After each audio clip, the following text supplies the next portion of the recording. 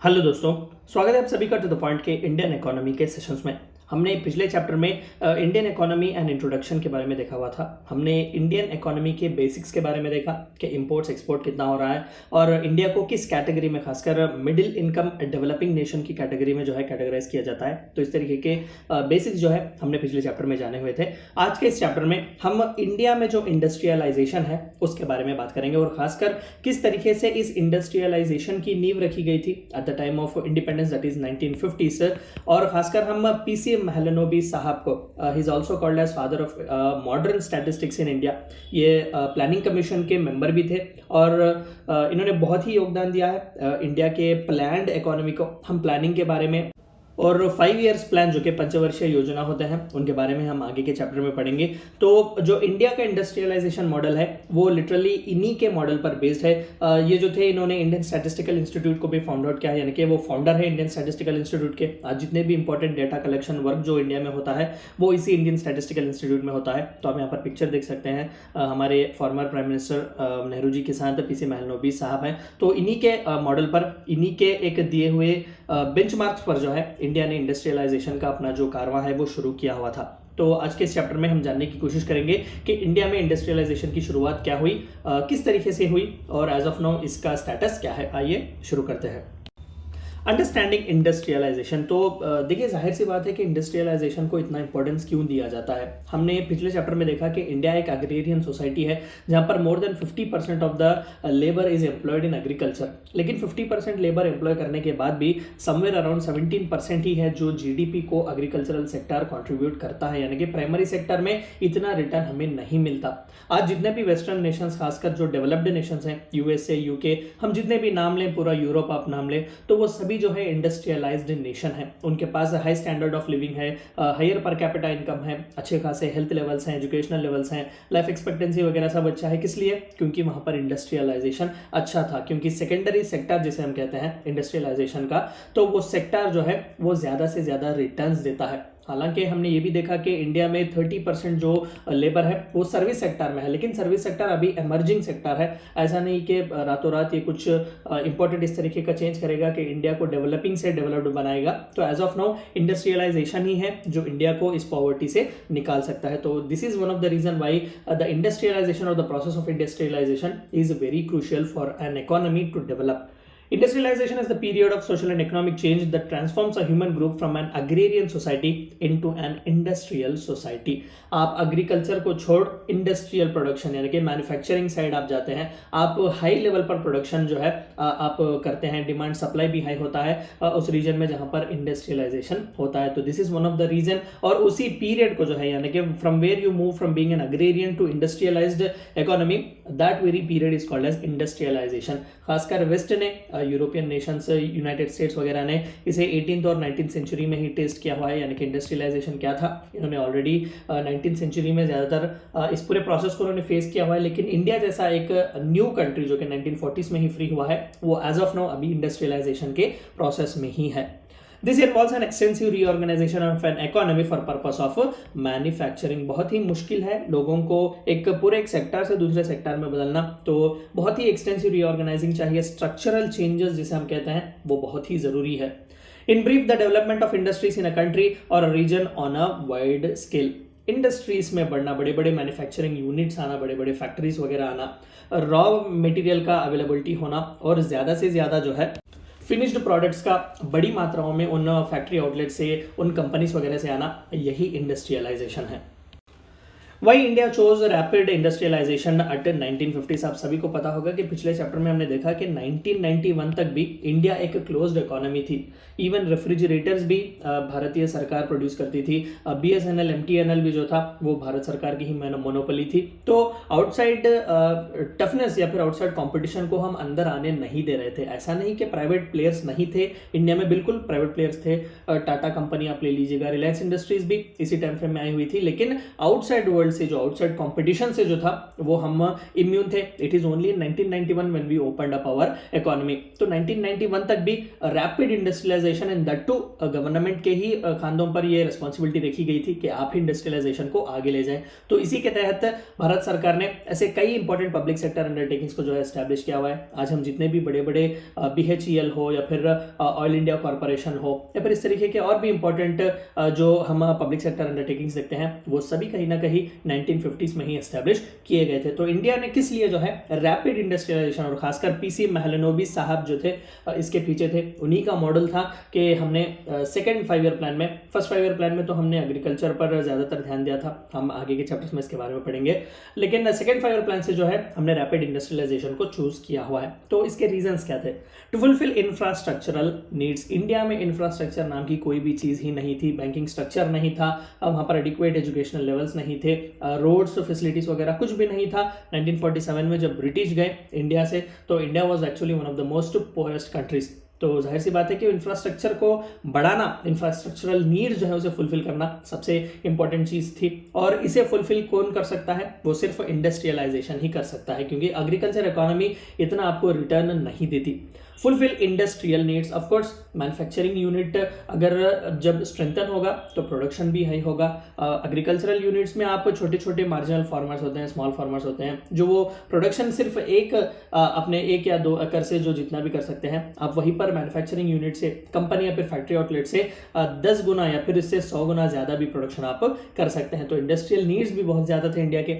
Employment generation, हमने जैसे कि देखा कि 50% लेबर जो है इंडिया में एग्रीकल्चर में है, लेकिन GDP सिर्फ 17% कंट्रीब्यूट करती है, यानी कि डिसगाइज्ड अनएम्प्लॉयमेंट इसे कहते हैं। तो अनएम्प्लॉयमेंट को खत्म करना, एम्प्लॉयमेंट को जनरेट करना भी रैपिड इंडस्ट्रियलाइजेशन का एक सबसे मुख्य एम था।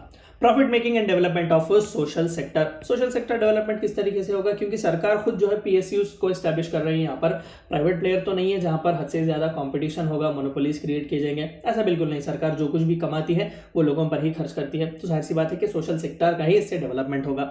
बूस्ट टू प्राइवेट सेक्टर, अभी प्राइवेट सेक्टर इतना अच्छा इंडिया में नहीं था, तो डायरेक्टली इंडिया की इकोनॉमी को खोलकर एक कैपिटलिस्ट स्टेट बनाने से बेहतर था, क्योंकि हम ज़्यादातर सोशलिस्ट स्टेट की तरफ इंक्लाइंड थे, वी वर इंस्पायर्ड बाय दोस्त। और जाहिर सी बात थी कि प्राइवेट का बेस बनाना भी बहुत अच्छा था कि एक कंट्रोल्ड मैनर में, एक रेगुलेटेड मार्केट में प्राइवेट सेक्टर के प्लेयर्स को भी जो है इंडिया में आने का मौका दें। This was also one of the reason why India chose rapid industrialization at the time of independence.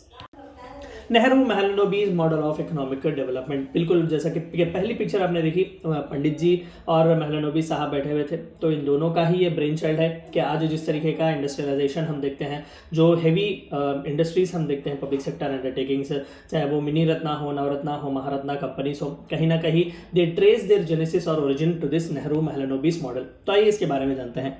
Indian economy at the time of independence was characterized by dependence on export of primary commodities. हम even agricultural, हालांकि agrarian society था India, लेकिन कई food grains हम import करते थे foreign countries से। Negligible India industrial base, India में इंडस्ट्रियल बेस नाम की कोई चीज़ थी ही नहीं, क्योंकि जो कुछ भी वेल्थ था इंडिया का वो यूके ने, ब्रिटिश ने ड्रेन किया हुआ था, तो हमारे लिए कोई भी वहाँ पर इंपॉर्टेंट इंडस्ट्रीज नहीं थे, फैक्ट्री आउटलेट्स या फिर कंपनी आउटलेट्स नहीं थे।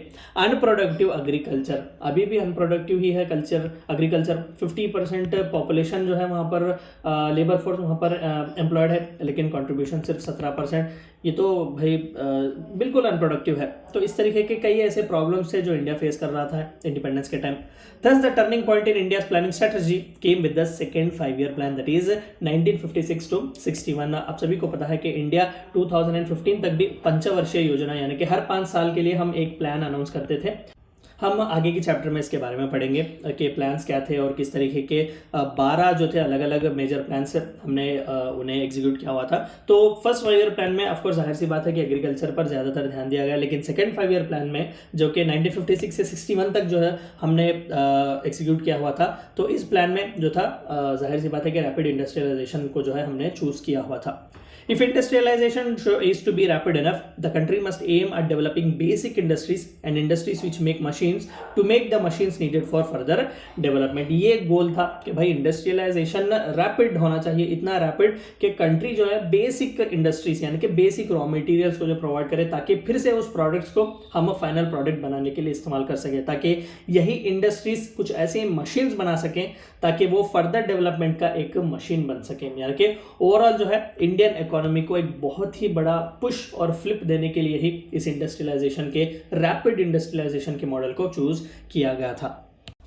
The Mahalanobis model of growth is based on predominance of basic goods. Basic goods क्या हैं? Capital goods और investment goods और goods that are used to make further goods. यानी कि फाइनल फिनिश्ड प्रोडक्ट नहीं, raw materials भी जो है वो प्रोड्यूस किए जाते हैं फर्दर और भी ज़्यादा प्रोडक्शन करने के लिए। इन्वेस्टमेंट गुड्स भी हम इन्हें कहते हैं, या फिर कैपिटल गुड्स, बड़े बड़े मिशनरीज वगैरह जो कि बनाए जाते हैं लेकिन फर्दर फिर से किसी न किसी फैक्ट्री आउटलेट में इन्हीं मशीन्स का इस्तेमाल किया जाता है ताकि और भी आगे प्रोडक्शन की जाए। तो इस तरीके के बेसिक गुड्स को जो है ज़्यादातर प्रीडोमिनेंस दी गई थी। The goods that makeup industrial markets like machines, tool factories etcetera. तो इस तरीके के प्रोडक्ट्स और प्रोडक्शन में ही ज़्यादातर ध्यान दिया गया था। It is based on premise that it would attract all-round investment and result in higher rate of growth of output. जाहिर सी बात है कि आप फाइनल प्रोडक्ट नहीं बना रहे हैं, सरकार वहां पर मार्केट को रेगुलेट कर रही है, मार्केट में डिसाइड कर रही है, लेकिन वो प्रोडक्ट्स यानी कि फर्दर इन प्रोडक्ट्स का इस्तेमाल करके और प्रोडक्ट्स बना सकते हैं।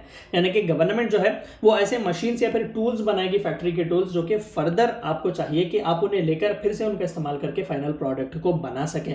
तो जाहिर सी बात है कि और भी इन्वेस्टमेंट जो है इसमें लगा सकते हैं, प्राइवेट इन्वेस्टमेंट यहाँ पर आ सकता है, प्राइवेट जो कोऑपरेशन है, जो इन्वेस्टमेंट वगैरह हो सकता है, वो सभी इसी टाइम फ्रेम में जो है हमें देखने को मिलेगा। This will develop small scale and ancillary industry to boost employment generation, poverty alleviation, exports etc. इन सभी के लिए जो है एक बूस्ट मिलेगा, हम एक्सपोर्ट्स भी बढ़ेंगे, हमारे पॉवर्टी को भी खत्म किया जाएगा, एम्प्लॉयमेंट भी जनरेट होगा। इन सभी को जो है ध्यान में नजर रखते हुए इस रैपिड डेवलपमेंट का मॉडल चूज किया गया था। The emphasis was on expanding the productive ability of the system through forging strong industrial linkages as rapidly as possible. तो बहुत ही एक अच्छा इंडस्ट्रियल बेस बनाना जो था इनका सबसे इंपॉर्टेंट योगदान भी था और सबसे इंपॉर्टेंट गोल भी था। Other elements of the model, तो इस मॉडल के चंद अदर और भी इंपॉर्टेंट एलिमेंट्स क्या है? Import substitution. आप जो है जो फूड, जैसे कि मैंने भी कहा कि हम सेल्फ सफिशिएंट नहीं है, इवन फूड ग्रेन्स भी जो है हम ज़्यादातर इंपोर्ट कर रहे थे, तो उन इंपोर्ट को सब्सटीट्यूट करें, यानी कि आपको सेल्फ सफिशिएंट बन जाए, इंपोर्ट ना करें, इंडिया में ही इतना डेवलपमेंट लाए कि आपको इंपोर्ट करने की ज़रूरत ही ना पड़े, इंडीड आप जो है दूसरे कंट्रीज को वो प्रोडक्ट एक्सपोर्ट करें। तो ये अनदर इंपॉर्टेंट गोल था इस रैपिड इंडस्ट्रियलाइजेशन का। Protective barriers against foreign competition, यही वन ऑफ द रीजन है जिसे हम लाइसेंस कोटा आज परमिट भी कहते हैं। हम आगे के चैप्टर्स में इसके बारे में पढ़ेंगे। 1991 तक इंडियन इकोनॉमी एक प्रोटेक्टिव इकोनॉमी थी, बाहर के फॉरेन जो कंपटीशन को जो है इंडिया में, इंडियन मार्केट में आने नहीं दिया गया वांटेडली, क्योंकि इंडिया में चाहिए था कि हम एक इंडस्ट्रियल बेस बनाएं अच्छा खासा, और वहाँ पर जो कि हम एक सोशलिस्ट लीनिंग कंट्री है, तो जाहिर सी बात है कि लिटरली इकोनॉमी को ओपन करना और कैपिटलिस्ट प्राइवेट प्लेयर्स को, कॉर्पोरेट प्लेयर्स को आकर कम्पीट करने देना पॉवर्टी को और बढ़ा सकता था, एम्प्लॉयमेंट को और बढ़ा सकता था। To enable Indian companies to develop domestically produced alternatives for imported goods, again import substitution ही है। डोमेस्टिकली आप इतना एनरिच कीजिएगा अपनी कंट्री को, इंडियन कंपनीज को, कि भाई आपको उस प्रोडक्ट को फिर से इंपोर्ट करने की जरूरत ही ना पड़े। To reduce India's reliance on foreign capital, of course जब आप प्रोडक्शन बढ़ाएंगे तो मनी इनफ्लो भी होगा, तो उसी मनी इनफ्लो के द्वारा जो है आप कैपिटल भी रख सकते हैं और फॉरेन कैपिटल पर जो है ज़्यादातर डिपेंड करने की ज़रूरत नहीं है। Sizeable public sector active in vital areas of the economy, जैसे कि मैंने कहा कि इवन रेफ्रिजरेटर्स भी इंडिया, भारत सरकार प्रोड्यूस कर रही थी, इवन वॉचेस वगैरह भी, HMT वॉचेस अगर आपको याद हो तो HMT एक कंपनी हुआ करती थी, तो ज़्यादातर वो भारतीय सरकार की ही थी। तो इस तरीके के कई ऐसे इंडस्ट्रीज़ हैं, कंपनीज़ हैं, फैक्ट्री आउटलेट्स हैं जो कि आज क्लोज हैं, लेकिन एक वक्त भारत सरकार की मोनोपोली उन पर थी। अ vibrant small sector for producing entrepreneurship, तो स्मॉल सेक्टर को भी जो है MSME जिसे आज हम कहते हैं, उस सेक्टर को भी पुश किया जाए ताकि लोकल लेवल पर एंटरप्रेन्योरशिप बढ़े, प्रोडक्शन बढ़े, सप्लाई बढ़े। डेमोक्रेटिक डिसेंट्रलाइजेशन नहीं, डेवलपमेंटल डिसेंट्रलाइजेशन भी इंडिया में हो। This was the reason why we chose rapid industrialization at the time of independence. ये थी चंद बातें आपको जाननी थी इंडस्ट्रियलाइजेशन इन इंडिया के बारे में, खासकर PC महलनोबिस मॉडल के बारे में। Thank you for watching my video.